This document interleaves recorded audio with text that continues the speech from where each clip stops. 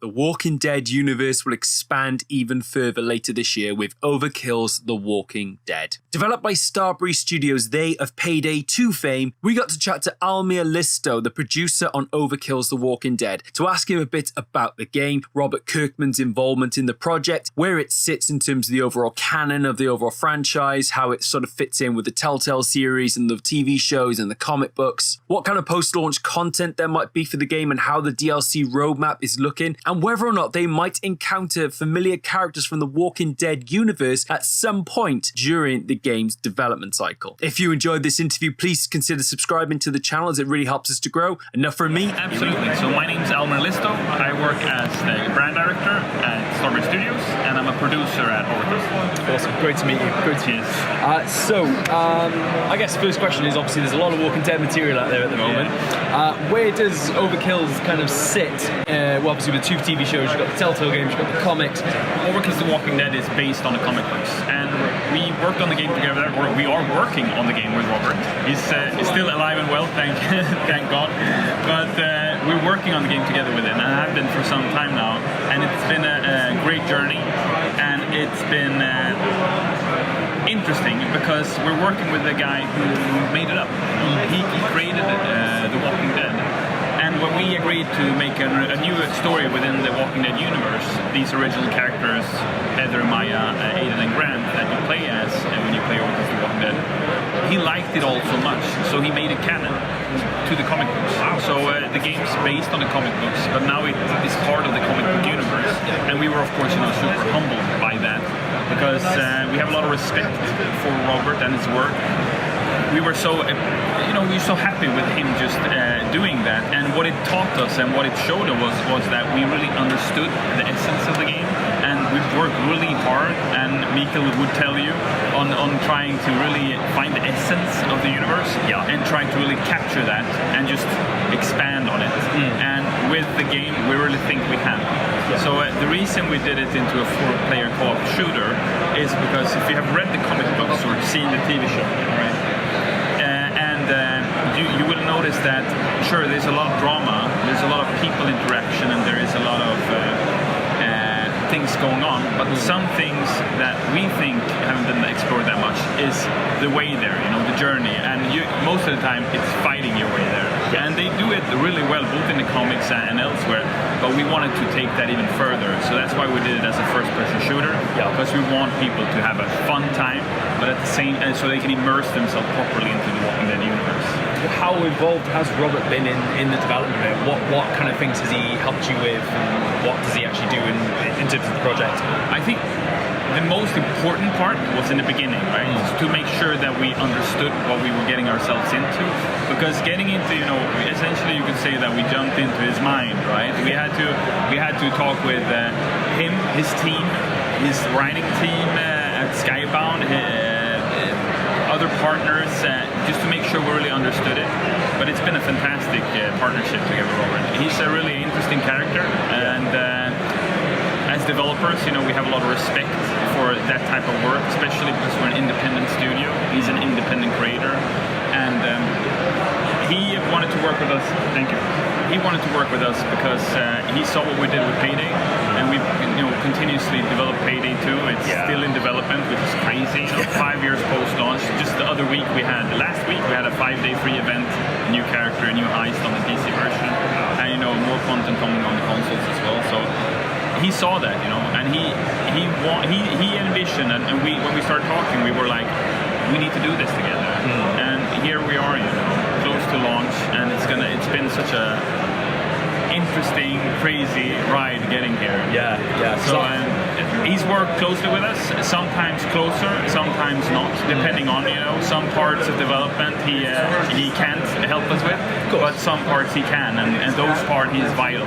Like, for example, understanding the characters properly, the tonality of the whole thing, because when you play The Walking Dead, you have so many expectations if you are a Walking Dead fan, whether it's the comic or the TV shows or whatever.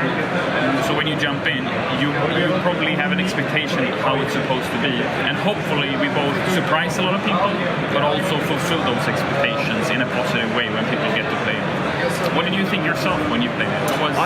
I really liked it. I thought the dynamic worked really well in terms of the cooperative nature of it, because it makes sense, because the shows themselves are very much about the cooperative and surviving together. Yeah. And I really liked that ability to be able to bring those together, but also use those individual traits. Like I had the sword, but then you had other people with like the baseball bat and things like that. So all that kind of stuff adds a different dynamic, and it kind of makes it, you need each other to survive. Yeah, and for launch we're going to have a host of weapons. Right now you had a preloaded loadout, but then even if the characters have their own signature weapons, they can use any weapon.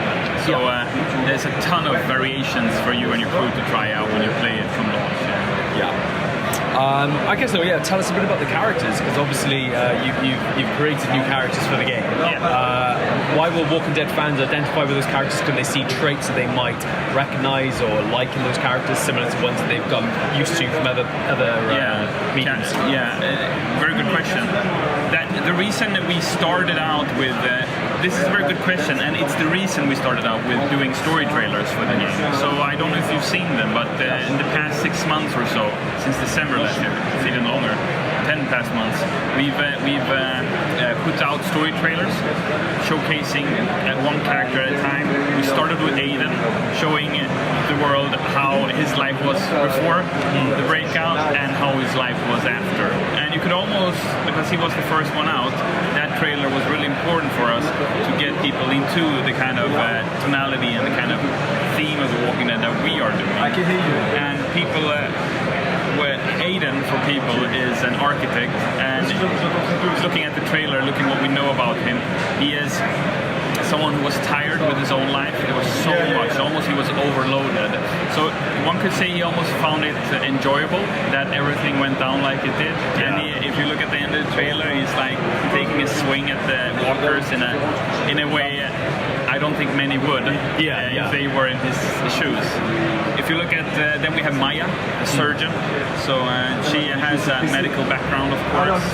And all of the different characters, both Heather and Grant as well, have their own stories that they want to tell. And as you play the game, you will learn more about who they are, where they're going with their lives, why they're part of the group. And as we develop the game continuously post-launch, because it's not the end for us, we're not going to wrap it up and go elsewhere.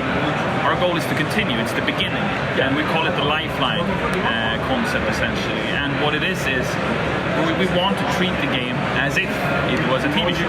So we do a series, if you will. So we have one season filled with content, and then we continue like that. And what you learn about the characters, and the reason I phrase all of this like this is because it's going to be interesting to see what people think about this story we're telling for launch. What's going to be even more interesting is to see where people want us to go. Because we want to work closely with the community on developing the story further. And I don't want to run too much into depth with the characters right now, because I don't want to spoil the plot line. But they're all very interesting. Even though it's an action-heavy game, we're trying to tell the character story through the words when they talk to each other in the game, and through their actions, the way they behave, and even through the game design, the different skills they have. With Maya, for example, being able to heal the others and so on. And I suppose that leads into another question. What does your post-launch roadmap look like? I mean, are you intending to release free DLCs? It's sort of similar perhaps to Payday 2? Or perhaps? Very good question. What we're doing is no microtransactions, no pink hats, free DLC, pay DLC. We've figured, we've tried a lot of different things with Payday, and we figured that this is the clearest, best way for us to show the community that we care by giving away free content, but also make sure that we continuously can keep on making the game, right? Because we have a big team for this game, and we're doing our best on making the most content we can, and we have a really clear plan ahead where we want to take it. But of course, with us, and what we learned over the years is that we need to be flexible. We can have a plan, but the plan is also there to be changed in case, we have community feedback, someone going, I don't like the direction this is going, and if there's enough of them, we have to, what are they saying, what are they thinking? So we really care a lot about the feedback we get. It's also why we have our developers here on site. At our booth in Hall 9, we have a dozen of developers who's there talking with the community, talking with the players, everyone here at Gamescom, making sure they understand what people like, what people don't like, so we can adjust accordingly, or just so we know in case we'd like to change that particular thing in the future. It's interesting you say that, because I was interviewing the Elder Scrolls Online this morning, the guys behind that, and they were actually saying very similar things in terms of how much they've adapted their post-launch since releasing, and how much has changed because of the community is such a big part of their journey now, I guess. It is truly, and what I think is important for us is that we want a clear communication with the community. We want them to be honest. We don't mind the straight talk, but we also want the discussion to be civil. And online, sometimes people forget that, right? So we're looking forward to creating this forum, if you will, for people to get involved, because this is a journey we're going on together. Overkill the Walking Dead, but for launch, we've made it, and it's going to be interesting to see what people think of that and where we take it from there. We've seen, obviously, new characters in this. We've also seen the inclusion of Lucille. Yeah. Is it a universe, potentially, that you could meet characters you know and love from other mediums? Potentially, yeah. It all depends on Robert, I would say, and us and the community. Yeah. No, but because Robert said that he wanted the game to be canon, that meant that we were allowed to explore the world in a different way, right? And because of this, of course, there's potential for us to do anything we want within the Walking Dead universe, depending on what we want, what the community wants, what Robert wants. But for launch, we're committed to doing an original story and telling a tale for these 4 original characters. That sounds really great. I really enjoyed my time with it, so I'm actually very eager to get into the beta and beyond. So it looks really good. Very cool, man. Thank you so much. Thank you so much for your time. I really appreciate it.